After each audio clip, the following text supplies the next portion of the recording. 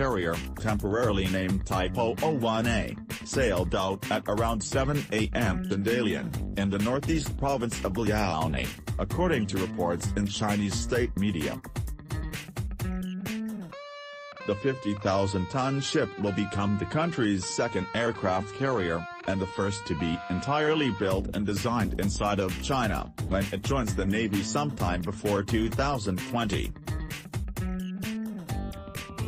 Experts said while the new aircraft carrier will dramatically boost China's military power in the Asia region, its technology was still outdated and lagged far behind the world's naval superpower, the United States.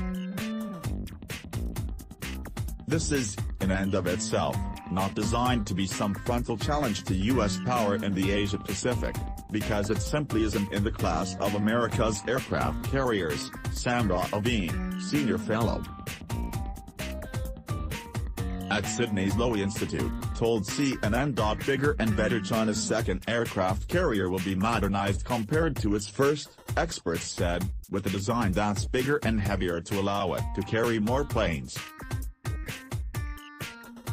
The basic design for the new aircraft carrier is clearly modeled heavily on the Liaoning, including the signature ski jump inclination at the front from which aircraft lift off.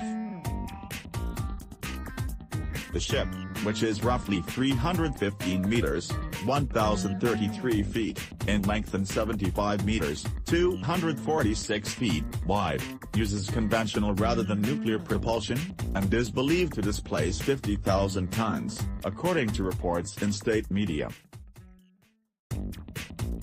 Speaking to CNN, Rand Corporation senior international defense research analyst Timothy Heath described the design as generally easier to build and to operate aircraft from.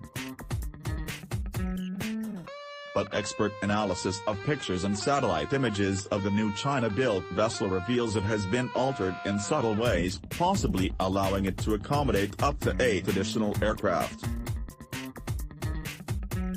By comparison, the Liaoning is thought to currently carry around 30 warplanes, including fixed-wing aircraft and helicopters.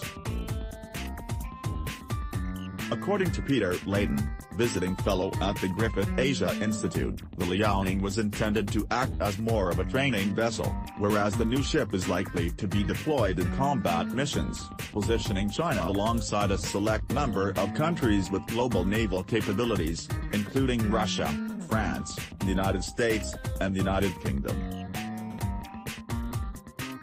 As of this year, the United States Navy fields 11 nuclear-powered aircraft carriers, more than any other nation in the world. The U.S. ships feature catapult technology, in which a gear attached to a steam-powered piston or an electromagnetic rail gets aircraft up to flight speed as they leave the deck.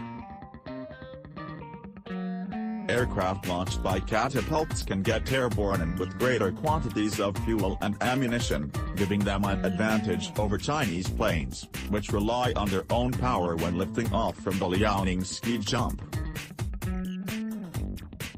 Still more sea trials needed. Once an aircraft carrier passes its sea trials, that doesn't mean it's ready for combat.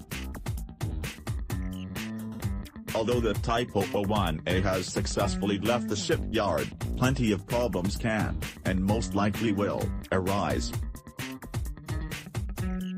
In late 2017, the United Kingdom's new aircraft carrier, the HMS Queen Elizabeth, embarrassingly sprung a leak during sea trials and needed repairs.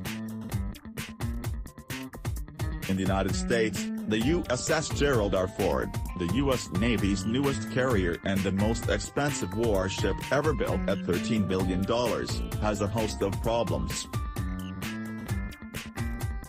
Ford was commissioned into the fleet in July 2017, however, a January 2018 report from the Pentagon's Operational Tester and Evaluation Office says the 100,000-ton warship is plagued with troubles and critical systems, including its catapults that launch planes, the arresting gear which catches them upon landing, and its radar.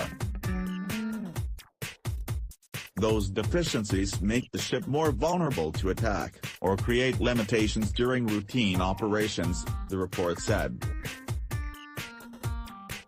Other problems are more mundane, but show just how many things have to be ironed out in a new warship. The test office report says the Ford is expected to be short of spaces for its crew to sleep.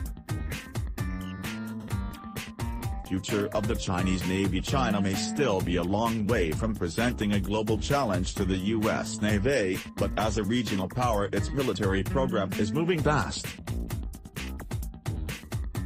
With a military budget in 2018 of $175 billion, up 8% on the year before, the Chinese military is pushing ahead rapidly with its modernization drive.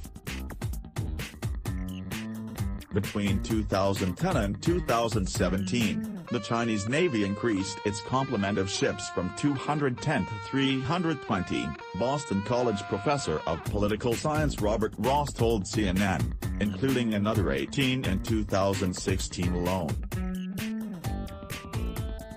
By comparison, the active U.S. fleet currently sits at approximately 272 ships, he said. Meanwhile, the PLA has begun work on its third aircraft carrier, according to the South China Morning Post, which is rumored to employ a more advanced launch system different from the ski jump. The U.S. Navy and the capability for the U.S. Navy will still be superior to the Chinese Navy in 10 years, but the size of the Chinese fleet will be larger and they'll have closed the gap in technology and training, Ross said. China has made no secret of its desire to build a modern, blue-water navy which could operate around the world.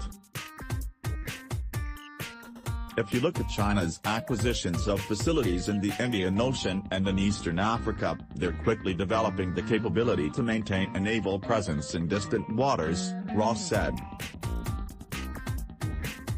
Still, the main focus of the PLA Navy in the near future is expected to be dominating the waters around the Chinese mainland, including the South China Sea.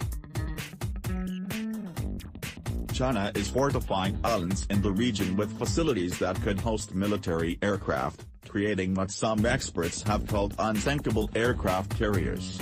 Last week, U.S. intelligence assessed that there is a high probability the Chinese military had deployed anti-ship and anti-aircraft missiles to 3 artificial islands there during recent military drills.